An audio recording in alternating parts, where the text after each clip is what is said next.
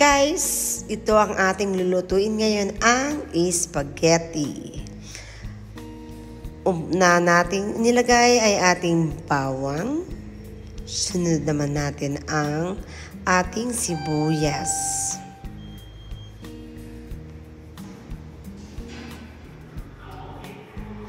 Nilagyan ko rin ng salt yan, guys. O, diba?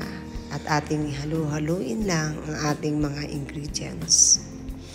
At ako'y naglagay ng red pepper dyan. Dalawang senaryo ang ating lulutuin. Yung isa walang pepper, yung isa ay may pepper.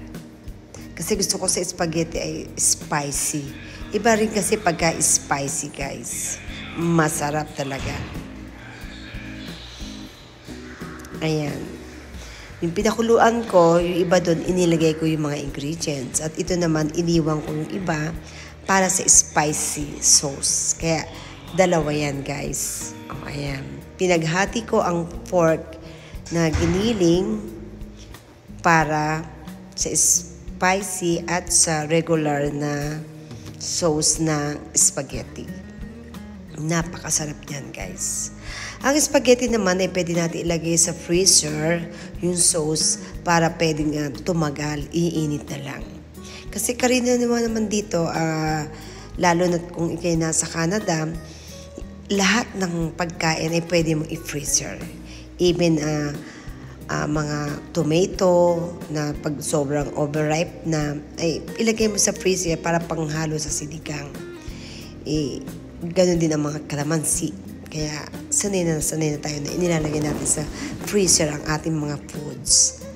Iinit na lang. Yan ang ating spicy sauce.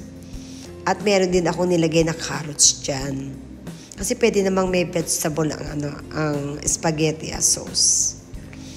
Ang aking ginamit ay Fiesta sauce spaghetti.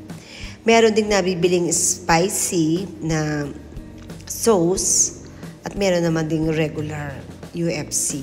O, di ba guys? Nag-promote pa ako, di ba? Bongga.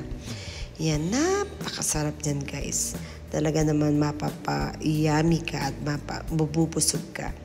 Kaya naman, ang spaghetti ay talaga naman tinatangkilik ng mga kids yan. Pag inaya mo sa lugar ay spaghetti sa Jollibee, spaghetti sa McDonald's. Kaya naman talagang, ayan, nagpakulo na rin ako ng pasta.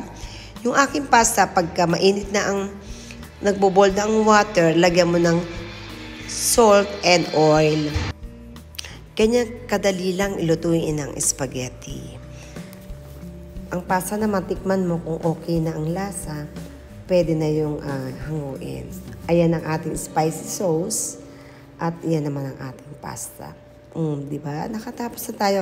Kaya lang ngayon guys, wala akong cheese. Kaya pwede naman kayo maglagay ng cheese sa itopping yan dyan sa spaghetti. O, diba? Napakasarap ni merienda niyan. Mabili yan sa birthday yan. At sa lahat ng mga okasyon.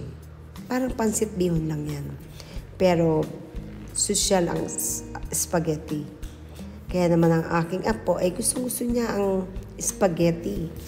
At yan nga, nakaluto na tayo. Wala nang akong cheese, guys.